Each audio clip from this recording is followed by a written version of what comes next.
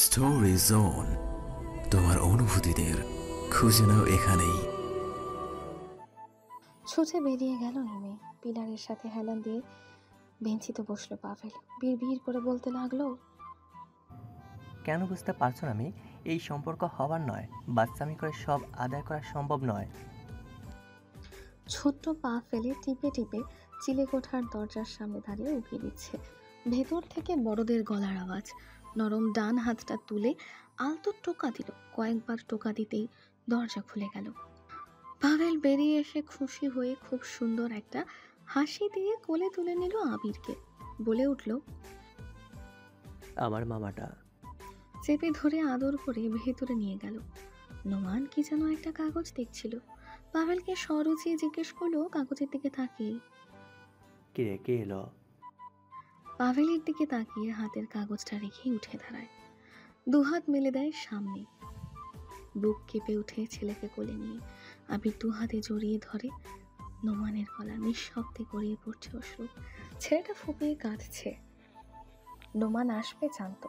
Madam এসে পড়িয়েছে ছোট খাম্মার রুমে, তাই এখন ওর মা বেরোতে দেয়নি। ম্যাডাম যাওয়ার পর ছুটে বেরিয়ে এসেছে। আবিরের বাবাকে পেয়ে মনে হচ্ছে সব পাওনা হয়েছে। ছেলেকে নিয়ে খাটে বসে নোমান ছেলের পুরো বদনে আদর দিতে দিতে বলল, আমার বাবাটা। বাবাকে মিস করেছো তুমি? কেঁদে কেঁদে ফুপিয়ে বলছে, অনেক, এতগুলো, কিন্তু কেউ আমাকে নিয়ে যায়নি। নোমান পুনরায় ছেলেকে বুকে নিয়ে বলে, এখন আর কেউ বাধা দেবে না জান বাচ্চাটা। আমিও আমার জানটাকে অনেক মিস করেছি, তাই তো দেখতে চলে এসেছি। বাবা ছেলের আবেগ ঘন মুহূর্ত দেখে হাসছে পাভেল। নোমান চোখ মুছে পাভেলের দিকে তাকিয়ে বলে, এমন হাসছিস কেন? তোর তো লজ্জা হওয়া উচিত। আমার বাচ্চাটা স্কুলে পড়ে। শাইনও হয়তো যখন তখন বাচ্চা বাপও হবে, আর তুই কিনা নতুন বাচ্চা ফেলা প্ল্যান করছিস। বাচ্চা ফেলার বয়সে বাচ্চার পুচকি মাকে ফালবে? সি, সে মানেও। আরেকটা কথা বললে গুষিতে নাক পাঠাবো। এই কথা শুনে আবির পুনরায় কেঁদে দিল। পাভেলের দিকে তাকিয়ে নাক টেনে বলে, আই মামা, প্লিজ মেরো না আমার পাপাকে। বাচ্চাটার জন্য বেঁচে গেলি শালা। নোমান অট্ট হাসিতে ফেটে পড়ল বন্ধুর অসহায় অবস্থা দেখে। আহারে কি করুণ দশা। একটা টিস্যু দিয়ে ছেলের নাক মুছে দিল। দুহাতে গাল মুছে বলল, কি খেয়েছো বাবা? রোস্ট আর পোলাও মাম্মা খাইয়ে দিয়েছে। বাবা তুমি নিচে চলো, মামা অপেক্ষা করছে। পাভেল এবং নোমান দুজনেই অবাক হলো। পাভেল ভ্রু কুঁচকে বোঝার চেষ্টা করছে। পাভেল ইশারা দিয়ে বলল, থাম। নোমানের কাছে সে আবিরকে কোলে নিয়ে বলল, বাবা মাম্মা কেন অপেক্ষা করছে? আমি তো জানি না মামা, মাম্মা বলেছে তোমার পাপাকে নিয়ে এসো। পাভেল কিছু একটা ভেবে শেফালিকে ফোন দিয়ে উপরে আসতে বলল। নোমান বারবার বারণ করাতেও শোনেনি। শেষমেশ ধমকে বলল, বেশি বুঝিস সব কিছু। মেয়েটা কি বলতে চায় শোন। ডুবেছি আমি তোমার চোখের অনন্ত মায়ায়, বুঝিনি আমি সেই মায়াতে আমার তরে নয়। ভুলগুলো জমিয়ে রেখে বুকের মণিকোঠায় আপন মনের আড়াল থেকে ভালোবাসবো তোমায়। শিফা ও তাহি নওরিনের রুমে যাচ্ছিল সন্ধ্যার নাস্তা নিয়ে। দরজার বাইরে এমন গান শুনে তাহি থমকে গেল। শিফার হাতে ট্রে থাকায় বলল, আমি যাই, তুমি গানও শুনো লিমন ভাইয়ার, খুব সুন্দর গান গায়, আমিও আসছি। তাহি রুমে প্রবেশ করলো। শুয়ে আছে ইমন, কপালে হাত, চোখ বন্ধ। ল্যাম্পশেডটা চলছে টিমটিমে আলোয় ছড়িয়ে। পায়ের আওয়াজ শুনে লিমন নড়ে চড়ে উঠল। তাহিকে একদিন পর দেখলো এখন। ডক্টর বলেছে ড্রেসিং 7 দিন পর করে দেবে। এখন অনেকটাই ভালোর দিকে। ডান পা মাটিতে ফেলতে অনেক কষ্ট হয়। যাবতীয় প্রয়োজনীয় সব কাজ পা ঘুরিয়ে করতে হয়। কাব্য আসে মাঝে মাঝে, এসে কিছুক্ষণ আড্ডা দিয়ে যায়, সাহায্য করে কাজে। তাহিকে রুমে ঢুকতে দেখে সালাম দিল। অসুস্থ হবার পর থেকেই কেমন চুপচাপ হয়ে গিয়েছে লিমন। এখন আর তাহিকে আগের মতো জ্বালাতন করে না। সালামের প্রতিউত্তর করে তাহি শুধায়, কেমন আছো? জি আলহামদুলিল্লাহ, আপনি? আলহামদুলিল্লাহ। শরীর কেমন? সেলাইয়ে ব্যথা করে? আর ডান পায়ে কি একটু মুভ করতে পারছো? সেলাই ব্যথা করে যখন উঠে বসি, আর পা মুভ করলে ব্যথা করে। মাঝে মাঝে রগে টান লাগে। একটু লাগবে সুস্থ হওয়ার প্রয়োজন। আচ্ছা। একটি বাড়তি কথাও বলেনি। তাহি খুশি হয়ে উঠে দাঁড়ায়, হেসে বলল, ঠিক আছে থাকো তাহলে, তোমার গাল গলা চমকাচ্ছে। ধন্যবাদ। বেরিয়ে গেল তাহি। আটকে রাখা দম ছেড়ে লিমন বিড়বিড় করে বলল, আর কখনো গান গাইবো না, আজকেই শেষ ছিল। যদি জানতাম আপনি শুনেছেন তাহলে সেখানেই থেমে যেতাম। অশ্রু গড়িয়ে পড়ে দু চোখ পেয়ে। কাউকে জানতেও দিল না অ্যাক্সিডেন্ট স্পটের হাতাহাতির প্রকৃত রহস্য। কেন সেদিন লিমন আবদুল্লাপুর থেকে সোজা রোড ধরে না গিয়ে এভার কেয়ার হসপিটাল ঘুরে উত্তরা গিয়েছিল। জ্ঞান ফেরার পূর্ব পর্যন্ত ফোন আঁকলে রেখেছিল বুকের কাছে। বুকে পেটে প্রতিটি কপি ছিল সেদিন ফোনের জন্য। ভাইজানের দেওয়া স্যামসাং গ্যালাক্সি A71 চূর্ণ বিচূর্ণ হলেও ওরা জানতে পারেনি বুক পকেটে ছিল নোকিয়ার বাটন ফোন। সেখানেই সংরক্ষিত ছিল প্রিয় নারীর সম্মান। সেদিন ইনফরমেশন কালেক্ট করে অনেক আগেই বেরিয়ে আসতে পারত স্পট থেকে। দেরি হয়েছিল এই ভিডিওর জন্য। কোনো একটি ভিডিও লিক করার প্ল্যান ছিল মনির, প্রায় 6 মাস আগের ভিডিও। রেদওয়ানের ডেরা থেকে সব ইনফরমেশন নিয়ে যখন ফিরে আসবে তখনই শুনেছিল সেই ভিডিও লিক করে দেওয়ার কথা ভাড়াটে গুন্ডাদের মুখে। এটাই যেন মনির সুখ খুঁজে পাবে। মেমরি কার্ড ছিল হসপিটালে, মনির ক্যাবিনেট ড্রয়ারে। গুরুত্বপূর্ণ কিছু ভেবেই লিমন চলে গেল নতুন তথ্যের সন্ধানে। সেখান থেকেই সংগ্রহ করেছিল সেই মেমরি কার্ড। বাসায় বসে নিজের পার্সোনাল সিসিটিভি ফুটেজে মনি দেখতে পায় লিমন সেই মেমরি কার্ড মনির ড্রয়ার থেকে সরিয়ে ফেলেছে। জিপিএস লক দেওয়া ছিল মনির ড্রয়ারে। কারোর সংস্পর্শে ইনফরমেশন চলে যেত ইউজারের কাছে। পরে অবশ্যই ছেলেগুলোর মুখ থেকে পাভেল সব উগলে বের করেছে। ভিডিওতে কি ছিল তা অজানা ছিল সকলের। লিমন ভিডিও ওপেন করেই যা বোঝার বুঝে নিয়েছিল সেদিন। ভেবেছিল মেমরি কার্ড লাগিয়ে সেভ করে পুনরায় সেখানে রেখে দেবে, কিন্তু ভিডিওতে ছিল তাহির ড্রেসিং রুমে চেঞ্জিং ভিডিও। আগের রাতে ওয়াশরুমে গিয়ে মেমরি কার্ড চূর্ণ বিচূর্ণ করে ফ্লাশ করেছিল কোমোডে। বালিশের কাছে রাখা ফোন কেঁপে উঠল। ভাইজানের ফোন দেখেই রিসিভ করে সালাম দিতেই প্রথম প্রশ্ন, মেমোরি কার্ডটা ডিস্ট্রয় করেছিস? ঢোক গেলে ভীত গলায় উত্তর দিল, জি ভাইজান। এই মানুষটার কাছে কথা লুকানো যাবে না, সঠিক বুঝতে পেরেছিল। শরীর কেমন? আগের চেয়ে আলহামদুলিল্লাহ ভালো। তাহি কোথায়? বাসায় আছেন? কথা হয়েছে তোর সাথে? জি ভাইজান। কি বলেছিলাম সব মনে আছে? জি ভাইজান। গুড, বিশ্রাম নে। ভাইজান রেজাল্ট দিয়েছে। দেখেছি আমি। সুস্থ হয়ে নে, উপহার পেয়ে যাবি। তবে সাবধান, উপহারে যেন চাওয়াটা বেশি না হয়ে যায়। হ্যাঁ, ঠিক আছে? জি ভাইজান। সংযোগ বিচ্ছিন্ন হলো। খাট ধরে উঠে বসলো। পেটে আর বুকে টান লাগছে। দরজার কাছে গিয়ে দরজাটা আটকে দিয়ে জানালার পাশে দাঁড়িয়ে কাব্যকে ফোন দিল। ফোন দিতেই কাব্য ওপাশ থেকে বলল, কি রে, কি অবস্থা? কাব্য, আমার মনে হচ্ছে কেউ আমার বুকের পাশটা ছুরি দিয়ে এফোর ওপর করেছে। আমি পারছি না আর। বিশ্বাস কর, আমার ডক্টর তাহি লাগবে বাঁচার জন্য, কিন্তু উনি আমাকে চাই না। অন্যদিকে ভাইজানের ইঙ্গিতপূর্ণ ধমক। আমি বাঁচতে চাই কাব্য। রেজাল্ট দিয়েছে আমার। ভাইজান আমার মনের কথাটুকু ধরে ফেলেছে। সরাসরি বলেছে যেন এমন কিছু না চাই। আমি তো ডক্টর তাহিকে চাইতাম। কাব্যকে ফোন দিয়ে কেঁদে যাচ্ছে এই ছেলে। ভালোবাসা এত কাঁদায় কেন? কাব্য শান্ত করার জন্য বলল, আমি গিয়ে ভাইজানকে বলতাম, প্রয়োজনে সব রকম চেষ্টা সবাই মিলে চালাতাম, কিন্তু তোকে বুঝতে হবে আমরা প্রত্যেকেই নিরুপায়, কারণ তাহিয়াপা নিজেই তোকে চায় না। কেন চাই না?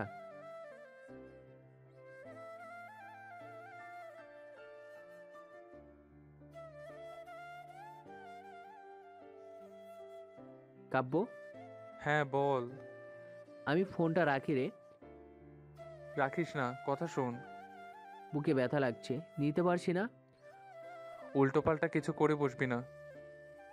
করলে যদি ডক্টর তাহির 2 ফোঁটা চোখের পানি ঝরতো আমার জন্য ভেবে দেখতাম। করব না। আমার মাটা আমি ছাড়া অসহায়। বড় ভাইজান আর যাই বলুক বকা দিক, আমি ওনার কাছে কি আমি জানি। হসপিটালের 2টো দিন আমার হাত ধরে বসেছিল, নামাজ আদায় করেছে আমায় বেডের পাশে। সত্যি কথা বলতে নামাজে আমি তাকে আমার জন্য কাঁদতে দেখেছি। সেই মানুষটাকে কষ্ট দিতে পারবো না, রাখছি। স্বাভাবিক হতে দে, বাস্তবতা মেনে নিতে দে। আল্লাহ হাফেজ। আল্লাহ হাফেজ। মুখোমুখি দুজন, তবে দুজনের দৃষ্টি অপরিচিত। শেফালি নীরবতা ভেঙে বলল, কেমন আছো? আলহামদুলিল্লাহ ভালো। জিজ্ঞেস করবে না কেমন আছি? ভাইজানের কাছে যেহেতু আছো, ভালোই আছো। সুরাইয়া কেমন আছে? নিয়ে এলে না কেন? পিকনিক করতে আসিনি এখানে, সুরিয়ার লাইফ ক্যারিয়ার আছে। রাগার মতো কিছু হয়নি, কিছু প্রশ্ন ছিল। নোমান নিঃশব্দ, তবুও শেফালি বলল, আবিরের কাস্টাডি আমি নেব। আচ্ছা। তোমার আগ্রহ নেই ছেলের জন্য? ছেলেটা দুজনের, মায়ের আদর থেকে বঞ্চিত করতে চায় না। আর বাবার? ছেলের মুখ থেকে বাবার শব্দ বের হওয়া দেরি, তার বাবার ছুটে আসতে দেরি হবে না। এছাড়া ছেলের মাথার ওপর বিশ্বাসযোগ্য মানুষ তার বড় মামা, ছোট মামা আছে। আমি না হয় খারাপ ছিলাম, তুমি কি করে আরেকটা বিয়ে করলে? শুনেছি সুরাইয়াকে ভালোবেসে বিয়ে করেছো। ভালোবাসলে কখন? মৃদু হেসে নোমান বলল, সবই স্বাভাবিক ছিল, কিন্তু নোমানের এই ডাক শেফালির ভেতরটা নাড়িয়ে দিল। কই আগেও তো কত ডেকেছে, কখনো তো এমনভাবে অনুভূতি জাগেনি। তবে কি মানুষটা ওর নেই বলে এমন মনে হলো? পুনরায় নোমান বলল, আমি ভালোবেসে ঠকেছি। ছেলেকে আমার কাছ থেকে দূরে সরিয়ে রেখে তিলে তিলে আঘাত করা হয়েছে। যাকে ভালোবেসেছি সেই মানুষটা আমাকে মারার জন্য বারোটায় গুমরা নিযুক্ত করেছিল। যার হাসিতে আমি মরতে রাজি ছিলাম, সে আমার অন্তর পুড়িয়ে খাক করে দিয়েছে। সেদিনই প্রতিজ্ঞা করেছিলাম ভেঙে পড়ব না। আজকের দিনটার জন্য সৃষ্টিকর্তার কাছে শুকরিয়া। এই দিনের মুখোমুখি হতে হতো কখনো না কখনো। আমি সুরাইয়াকে ভালোবাসিনি, মেয়েটা আমাকে আপন করে নিয়েছে। তোমার চোখের বালি ছিল সুরাইয়া, আজ আমি তাকে নিয়ে সংসার করি। অথচ তুমি এখন দূরে। এটাই আমার প্রতিশোধ, তোমার শাস্তি। সুরাইয়া আমাকে ঠিক যতখানি ভালোবাসে, বিয়ের পর থেকে আমি তাকে এর চেয়েও কয়েক গুণ বেশি ভালোবাসা দেওয়াতে অভ্যস্ত হয়ে গিয়েছি। একা কেন থাকিনি জানো? তুমি শাহাদ ইমরোজের বোন। তিনি তোমাকে পাপ থেকে ফিরিয়ে আনবেই যদি জানতে পারে তোমার পাপের পরিমাণ। কিন্তু আমি কোনো অপশন রাখিনি আমার কাছে তুমি ফিরে আসার। বিয়ে না করলে তোমার চোখের মায়া পড়ে তোমাকে ঠিক বুকে টেনে নিতাম। তুমি এখন নোমানের জন্য পরনারী। পুরো কথা শেষ করে নোমান চিলে কোঠার দিকে ফিরে গেল। শেফালি শব্দ হারিয়ে নির্বাক, দুহাতে অশ্রু মুছে নিচে নেমে এসেছে। সত্যি মেনে নিতে পারছে না সুরাইয়াকে। ঠিকই বলেছে নোমান, এটাই শাস্তি।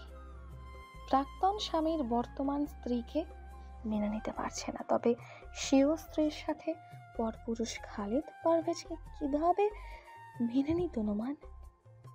শাস্তি হয়েছে শেফালির, পাপের শাস্তি। গা ছমছম করা পরিবেশ এখন খামার বাড়িতে। রাত নেমেছে। কল্পনা, রাখি এবং সালিফ ফিরে গিয়েছে। বাড়ির মালি এবং পাহারাদার আছে বাইরে। শাহাদ চৌকিতে বসে দিয়ার গল্প শুনছে সামনের ঘরে। কোলে শুয়ে আছে মেয়ে, হাত পা নাড়িয়ে গল্প জুড়ে দিয়েছে ছোটবেলা। শাহাদকে খাওয়াবে বলে গাছ থেকে ফল মূল পাড়িয়েছে। শাহাদের সামনে একটা বাটিতে কদবেল মাখা, অন্য বাড়িতে আমরা মাখা এনে সাজিয়ে রেখেছে। নিজে একটু মুখে দিয়ে জিহু ভাই টাক মেরে বলে, এমপি সাহেব খুব মজা হয়েছে, খেয়ে দেখুন। শাহাদ মুচকি মুচকি হাসছে। এক চামচ কদবেল মুখে দিয়ে চোখ মুখ মুচকে ফেললো। মনে হলো শরীর ঝিরঝির করে উঠেছে। দিয়া এবং ছোট বোন দুটো এই জিনিস প্রায় বানিয়ে খেত, কখনো চোখে দেখা হয়নি। এই খাবার কিভাবে মেয়েরা এত মজা করে খায়? শাহেজা হাত বাড়াচ্ছে খাওয়ার জন্য। দিয়া মুখে দিতে যাবে, শাহাদ মৃদু ধমক দিয়ে বলে, কি দিচ্ছ এটা? কিভাবে খাও এই খাবার তোমরা? আমার জিহ্বা বিস্বাদ হয়ে গেছে। এত টক কেন? হ্যালো ডিয়ার লিসেনার্স, আপনারা শুনছেন স্টোরিজ অন প্রেজেন্টস ধারাবাহিক পর্ব গল্প। আমাদের সামগ্রিক প্রচেষ্টাকে উৎসাহিত করতে লাইক এন্ড কমেন্ট করতে ভুলবেন না। Thank you. সরুন তো, আপনি আমার মেয়ে এটা খাবে তাই না মা? দিয়া জোর করে মেয়ের মুখে পুরে দিতেই মেয়ের চোখ মুখ কুঁচকে ফেলেছে, তা দেখে শাহাদের মেজাজ খারাপ হলো। পরের বার মেয়েকে দিতেই এবার মেয়ে স্বাভাবিক, মজা করেই খাচ্ছে। দিয়ার মুখে হাসি, জিহবা বের করে শাহাদকে ভেঙচি দিয়ে বলে, দেখেছেন, এটা আমারও মেয়ে। শুধু যে আপনার তিতা করলা খাবে এমন তো নয়, আমার পছন্দের খাবারও খেতে হবে ওকে। দুষ্টুমি খেললো শাহাদের মাথায়, মুখে হাসি দেখেই টেনে ঢং করে বলল, তাই? হুম, তাই। আচ্ছা। কি আচ্ছা? সব আচ্ছা। না, সব আচ্ছা না। তাই তো। ওকে, সব আচ্ছা না। কি শুরু করলেন? কি শুরু করলাম? এভাবে কেন কথা বলছেন? কিভাবে কথা বলেছি? এমপি সাহেব। জি এমপি বধূ। থামবেন আপনি? অবশ্যই। দিয়া চটে গিয়ে চেয়ার টেনে মুখে তর্জনী চেপে বসে আছে। শাহাদ ভীষণ মজা পেয়েছে বুকে রাগিয়ে, মিটমিটিয়ে হাসছে। দুজনের চোখাচোখি হতেই দিয়া মুখ ঘুরিয়ে বলে, আবার আমার দিকে তাকায়? তো কার দিকে তাকাবো? অন্য দিকে তাকান। আচ্ছা। আবার আচ্ছা। অন্য মেয়ের দিকে তাকাবো। দিয়া ছুটে এসে শার্টের কলার চেপে ধরে বলে, ফোন করে ফেলবো। পারবে? রাগে ফুঁসছে মেয়েটা। মেয়েকে কোল থেকে নামিয়ে ওর ওপর দিয়াকে বসে ডান গাল টেনে বলে, রোমান্টিক বর ভালো লাগছে না তাই না? এই হু কে শিখিয়েছে? কেমন পেতনি লাগে দেখতে। ভালো হয়েছে। না, ভালো হয়নি। দুজনের খুনসুটির মাঝখানে টিনের দরজায় ধাক্কা। দিয়া ভেতর থেকেই জিজ্ঞেস করলো, কে? আপা, আমি বিলকিস। দিয়া ছুটে গিয়ে দরজা খুলে দিল। এই মেয়েটা দিয়াদের বাড়িতে আগে কাজ করত। দিয়া বিলকিসকে দেখেই জড়িয়ে ধরলো, ভেতরে এনে বসালো। বিলকিস হাত বাড়িয়ে এক বাটি খাবার দিয়ে বলল, বিহালে শুনেছি আপনি আইছেন, তো সময় পাই নাই আইবার। এটা আপনার লাইগা আনছি। শাহাদকে দেখে মেয়েটি সালাম দিল। অন্যদিকে দিয়া মাটি উল্টে দেখে সিমের বীজ দিয়ে কচু পাতার তরকারি, মুরাদের সবচেয়ে পছন্দের খাবার। বিলকিস রাত হয়েছে দেখে চলে গেল। দিয়া বাটি হাতে দাঁড়িয়ে আছে আগের মতো, টুপটুপ করে চোখের পানি পড়ছে। শাহাদ কাছে এসে জিজ্ঞেস করতেই বলল, বাবাজানের প্রিয় ছিল এই খাবার। দিল তো। এই বিলকিস এসে সব ঘেটে যাও একটু স্বাভাবিক হয়েছিল, এখন আবার। শাহাদ মেয়েকে হাসি হেসে বলল, চমৎকার ব্যাপার।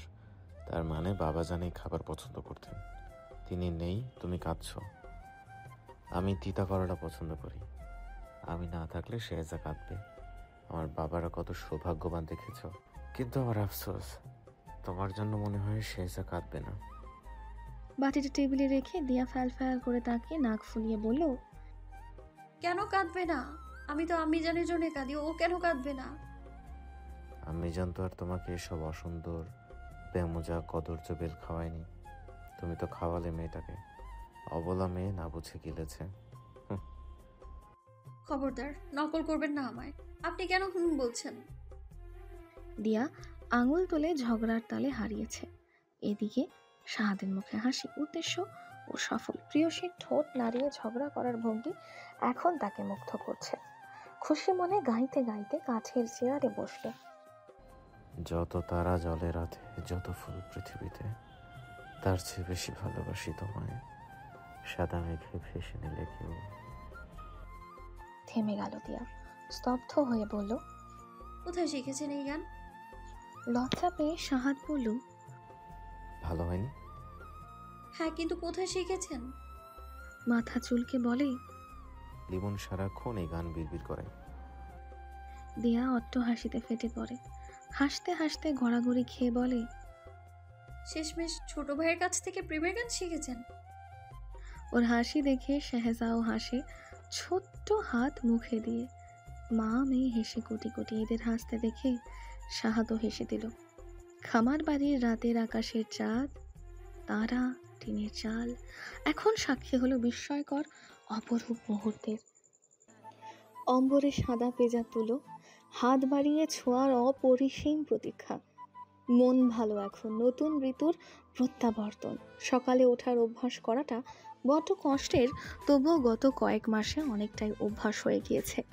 পায়ের ব্যায়াম হয়, সকালে একটু করে হেঁটে এরপর রিকশায় ওঠে। ডক্টর জানিয়েছে পায়ের ব্যায়াম বাঞ্ছনীয়। বুকের পাশটা অনেকটা ভালো আছে, ভাইজান ছাড়া অনেকের সাথে যোগাযোগ বিচ্ছিন্ন। এখন ওর সংসার, মা এবং নিজেকে নিয়ে। রিকশায় উঠে রওনা দিল অফিসের উদ্দেশ্যে। স্বনামধন্য মাল্টি ন্যাশনাল কোম্পানিতে জব পেয়েছে কয়েক মাস আগে। রেজাল্ট যেমন তেমন, কমিউনিকেশন স্কিল বরাবরের মতো চমৎকার। চাকরি না হওয়ার সুযোগই নেই, গোপন প্রফেশনাল অভিজ্ঞতা তো আছেই। অফিসে প্রবেশ করতেই কিছু ফাইল নিয়ে সিইওর রুমে চলে গেল। ফাইল সাইন করিয়ে কিউবি কলে বসতেই ভাইজানের কল রিসিভ করে সালাম জানালো। বিকালে বাসায় আসবে, গতবারের মতো কোনো অকাণ্ড ঘটাবে না। তাহিকে দেখতে আসবে ছেলেপক্ষ। ধক করে উঠল লিমনের বুকের মধ্যেখানে ছোট্ট পামটা। গত মাসগুলোতে ভীষণ যন্ত্রণারাও কুপঘাত করতে পারেনি হৃদয়টাকে, দূরত্ব মেনে চলেছে সর্বোচ্চ। এতদিনে তো সব ভুলে যাবার কথা, তবে ভোলেনি কেন? গত সপ্তাহের ঘটনাটি জীবনের অন্য সব দুর্ঘটনা ভেবে ভুলে যাওয়ার চেষ্টা করছে। এই যে কটা দিন বন্ধু কালিগ আড্ডা মাস্তিতে নিজেকে যথেষ্ট ব্যস্ত রাখার আপ্রাণ চেষ্টা বুঝি এখন চলে গেল। আর ভাই জানি বা কেন কাটা খাতে নুন ছেটাতে চাইছে, সে কথা কি আর প্রশ্ন করার সাধ্য আছে? ফোঁস করে দম ফেলে বলল, জি ভাইজান, কিন্তু আমার কাজ কি? আপাতত কথা কম বলো। শাহিন আসবে পরশু। আজ ছেলেরা রিং পরিয়ে চলে যাবে। ভাই হিসেবে পাভেল, তুমি, আমি আর কাব্য থাকবো। জি ভাইজান। স্বল্প কথায় ফোন রেখে দেয় ও পাশে থাকা পাষাণ মানুষটা।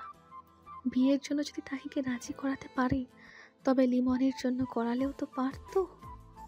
গাল ফুলিয়ে রাজ্যের ভাবনা ভাবতে ভাবতে মনে পড়লো কি সব বকছে দুঃখে। ভাইজানের উপর কিসের রাগ? রাগ তো ওই ডক্টরের উপর। খুব তো বলেছে বিয়ে করব না, এখন ঠিকই ধেই ধেই করে বিয়ের পিড়িতে বসবে। বাবু, সব কিছু সীমা আছে। কেন এসব করছো? দেখতেই পারছো মেয়েটা রাজি নয় বিয়েতে। আম্মু, আপনাদের মতো এত আবেগ আসে না আমার। মেয়ে মানুষের জন্মানো যেমন কঠিন, ঠিক তেমনি টিকে থাকাও কঠিন। গত সপ্তাহে হাসপাতালে যে অকারেন্সটা ঘটেছে, এরপর থেকে কিছুতেই তাহিরা একা থাকার উপর ভরসা করতে পারছি না। খালাম্মা কেমন অসুস্থ হচ্ছে মেয়ের দুশ্চিন্তায়। বোন হয়ে কি আপনার চোখে লাগছে না এসব? আব্বু, আপনি কিছু বলুন। বাড়ি গরম করে ফেলেছে শাহাদ। প্রতিটি শব্দের উচ্চ আওয়াজে উচ্চারিত প্রতিধ্বনি দেওয়ালে দেওয়ালে আঘাতপ্রাপ্ত হচ্ছে। রায়হান সাহেব ছেলের সিদ্ধান্তকে সমর্থন করছেন, সম্মতিসূচক মাথা নাড়িয়ে বললেন, আমি সাহাদকে সমর্থন করছি সুলতানা। তাহির নিরাপত্তা প্রয়োজন। হাসপাতালে রোগীর আত্মীয়রা একজন ডাক্তারের সাথে কিভাবে কথা বলতে হয় তার ম্যানার না হয় নাই বা জানতে পারে, কিন্তু আশেপাশের ডাক্তার কলিগ কজন প্রতিবাদ করেছে। পাবেল সাহার ডাকার বাইরে, শাহিন খাগড়াছড়ি। মেয়েটা না পারতে লিমনকে কল দেয়। ভাগ্যিস ছুটে গিয়েছিল ছেলেটা, না হয় কিভাবে ওদের কাছে অপদস্থ হতে হতো ভাবতে পারছো? মেয়েটার গায়ে অবধি হাত তুলতে চেয়েছিল পেশেন্ট পার্টি। ভাবতেই আমার ভয় লাগছে। শাহাদ সুলতানা কাবিরের দিকে তাকিয়ে বলল, এইটুকুতে থেমে গেলে তো ভাবতাম। যাক, হাসপাতালে অহরহ ঘটনা এসব। বাসায় অবধি হামলা চালাল। নিশ্চিত খবর পেয়েছে পুরুষ মানুষ থাকে না। এদের কলিজা কাঁপলো না যে আমার বোনের বাসায় হামলা চালায়। শেফালি কথার মাঝে বলল, ভাইজান, এরা তো স্বাভাবিক মস্তিষ্কের না। এরা কি করে বুঝবে কোনটা এমপির বোন? আর তাহিয়াপা তো কাউকে বললেও না, নিজের মতো থাকে। এ বাড়িতেও থাকবে না, নিরাপত্তাও লাগবে না তার। সব ইগো একসাথে নিয়ে বসে থাকবে আর নিজের বিপদ নিজেই ডেকে আনবে। আমার ডিসিশন ফাইনাল। এবার ওকে মেরে ধরে বিয়ে দিব। রাশেদকেও আমার থেকে বেশি মিস করবে, করতেই পারে। হাজব্যান্ড ছিল, কিন্তু রাশেদ যাওয়ার সময় আমার অর্ধেক প্রাণ নিয়ে গিয়েছে। আমি বেঁচে নেই, বাঁচতে হবে, শিখতে হবে। মেয়ের জান আম্মা যে ছেলের জন্য অন্য পথ বেছে নিয়েছে, উনি বেঁচে নেই আছে। আমি তাই নিরাপত্তা নিয়ে চিন্তিত। আমি মরে গেলে আপনি আরেকটা বিয়ে করবেন এমপি সাহেব? এত বড় স্পর্ধা যে মেয়ে কখনো দেখায়নি এখন সকলের সামনে এই প্রশ্ন করল। শেফালি শুকনো ঢোক গেল। সুলতানা কবির ভীষণ অবাক হলেন। এমন বেফাস প্রশ্ন পুত্রবধূর করা উচিত হয়নি। শাহাদ নিশ্চিত রেগে যাবে। সকলকে অবাক করে দিয়ে শাহাদ দিয়ার দিকে ফিরে হেসে বলল, জি না, করতাম না। আমার শেজা আছে জীবন কাটানোর জন্য। রাশেদ যদি সম্বল রেখে যেতে আমি দুনিয়া লড়ে তাহিকে সিকিউরিটি দিতাম। যদি খালুজান বেঁচে থাকতেন মাথা ঘামাতাম না। রাশেদ আমার ভাই, ভাইয়ের সন্তান আর তার বউয়ের নিরাপত্তার দায়িত্ব নেওয়া সমাজে যত সহজ, বিধবা খালাতো বোনের দায়িত্ব নেওয়া ঠিক ততটাই কঠিন। সম্পূর্ণ অবান্তর একটা প্রশ্ন করলেন ফারাহ। শেষদা বড় হলে একা থাকবেন কি করে? পূর্বের চেয়েও প্রসারিত অধর ক্ষীণ হেসে বলে, নিরাপত্তার প্রয়োজন নেই তোমার। তবে আমি যদি মরেই যাই, নিশ্চিত করে আদেশ করে গেলাম সবাইকে, আপনাকে যেন ধরে সবাই আরেকটা বিয়ে দেয়। আপাতত চুপ থাকুন, রুমে গিয়ে আলোচনায় বসবো আপনার সাথে। কথাটা বলেই মৃদু হেসে পুনরায় আলোচনায় মনোযোগ দিল। অদ্ভুত মানুষ। একটি বার উচ্চারণ করলো না যে তোমায় ভালোবাসি, তোমার স্মৃতি নিয়ে থাকবো, তবুও বিয়ে করব না। কেমন বাজে বেখাপ্পা উত্তরটা দিল। ওর নাকি নিরাপত্তার প্রয়োজন নেই, অন্যদিকে দিয়াকে নাকি আরেকবার বিয়ের আদেশ দিয়ে যেত। খারাপ লোক। অন্যদিকে বাড়ির প্রত্যেকে হতচকিত, চমকিত। শাহাদ ইমরোজ রাগ না করে হেসে হেসে এমন সিচুয়েশন ট্যাকেল করে দিল। এই বাড়ির মানুষ সবেমাত্র চমক পেতে শুরু করেছে। রায়হান সাহেব স্বাভাবিকভাবে ব্যাপারটা নিয়ে মুচকি হেসে বললেন, বৌমার জন্ম, মৃত্যু এবং বিয়ে আল্লাহর হাতে। লালসাগ্রস্ত পুরুষ ব্যতীত সাধু পুরুষ কখনো বিনা প্রয়োজনে বিয়ে করে না। পুরুষ 4টি কারণে বিয়ে করে: যৌবনে, বার্ধক্যে, প্রয়োজনে এবং লালসায়। আমার শাহাদ কোন পুরুষের তালিকায় পড়ে ভেবে নিও। উত্তর সহজ। রায়হান সাহেবের দিকে তাকিয়ে ঠোঁটের কোণে হাসি রেখে চোখের পলক ঝাপটে বুঝালো, বাবা মানে সমস্ত উপলব্ধতার নীরব নির্ভুল সমাধান। বাবা মানে চিন্তিত সন্তানের প্রশস্ত কাঁধে ভরসার হাত। বাবা মানে সৃষ্টিকর্তার শ্রেষ্ঠ উপহার। সুলতানা মঞ্জিলে দ্বিতীয়বার তাহিকে দেখতে আসছে ছেলেপক্ষ। অন্যদিকে এবার শেফালি নিজ থেকে রুমে গিয়ে দরজা দিয়েছে। শিফা চলে গিয়েছে বান্ধবীর বাসায়। বাসায় আছে দিয়া ও নরিন। দুজনের জন্য কড়া নিয়ম এখন কামরা থেকে যেন না বের হয় যতক্ষণ না সব পাকাপোক্ত হবে। তবে এমন কিছুই হওয়ার সম্ভাবনা নেই, কারণ ছেলে শাহিন এবং পাভেলের ছেলেবেলার বন্ধু আইনজীবী নীলা ইসলাম যথেষ্ট ভদ্র এবং মার্জিত। ভদ্রতায় রায়হান সাহেব এবং শাহাদ দুজনেই মুগ্ধ। নাস্তার আয়োজন শেষ। ছেলের পরিবারের লোকজন তাহিকে দেখতে চাইল। অফিস শেষে লিমন সরাসরি সুলতানা মঞ্জিলে প্রবেশ করেছে। ড্রয়িং রুমে সবাইকে দেখে সালাম দিল। নিলয় হেসে লিমনকে বলল, কেমন আছেন লিমন সাহেব? লিমন হেসে উত্তর দিল, জি আলহামদুলিল্লাহ ভালো। পাভেল ভ্রু কুচকে বলল, তোরা কি চিনিস একে অপরকে? নিলয় জানালো, আমি লিমন সাহেবদের অফিসের লিগ্যাল অ্যাডভাইজার। অফিসের অনেক কাজই ওনার সাথে যোগাযোগ রাখতে হয়। এছাড়া লিমন সাহেবের তো আলাদা পাওয়ার অফিসে। লিমন ভ্যাবাচাকা খেয়ে গেল। শাহাদ চোখ ছোট করে লিমনের দিকে তাকাতেই দেখে ছেলেটা মুখ কালো করে বসে আছে। রায়হান সাহেব প্রশ্ন করলো, কেমন পাওয়ার? নিলয় জানায়, আমাদের চেয়ারম্যান স্যারের অনেক সিনিয়র। অফিসের কাগজপত্রে অনেক টাকার একটা গোলমেল হয়েছিল, আমার হাত দিয়ে ওটা বেরিয়ে এসেছিল। হিসেব মেলাতে পারছিল না অথরিটি অ্যাকাউন্ট সেকশন। 3 জন নির্দোষ অফিসার চাকরি যেত। লিমন সাহেব 28 দিনের মাথায় প্রবলেম সলভ করে দিলেন। সেই সুবাদে ওনাকে অফিসের অনেকেই ভয় পায়, কার কখন কোন বান্ডা ফোটে। রায়হান সাহেব ও সুলতানা কবির হেসে দিলেন। শুনে ভালো লাগছে পরিবারের ছেলেটা এবার দায়িত্বশীল হলো। অন্যদিকে লিমন শাহাদের দিকে তাকিয়ে ভবিষ্যতের চিত্র দেখছে। মন চাচ্ছে পায়ে ধরে বলতে, এখনকার পাত্রকে আমি ইচ্ছে করে চিনি না। এখন ঝামেলা হবেই না ভাইজান, কিন্তু সে নিরুপায়, কারণ পাত্র এতক্ষণ ওর উপর আস্থাশীল হওয়ার পরিচয় দিয়েছে। তাহিকে ভেতর থেকে আনার আগেই সাহাদ বলল, হ্যালো ডিয়ার লিসেনার্স, আপনারা শুনছেন স্টোরিজ অন প্রেজেন্টস ধারাবাহিক পর্ব গল্প। আমাদের সামগ্রিক প্রচেষ্টাকে উৎসাহিত করতে লাইক অ্যান্ড কমেন্ট করতে ভুলবেন না। Thank you.